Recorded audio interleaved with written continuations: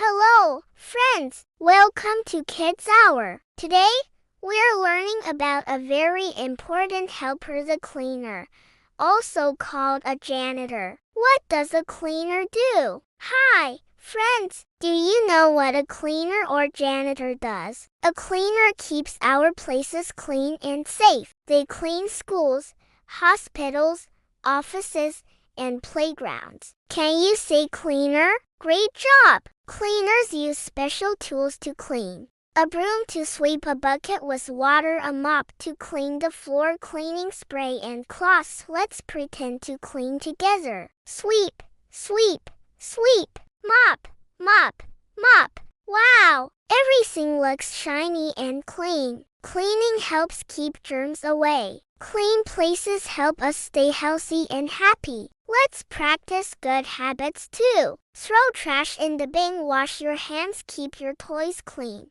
Cleaners work hard every day. We can help them by keeping our places tidy. Let's say together, clean up, clean up.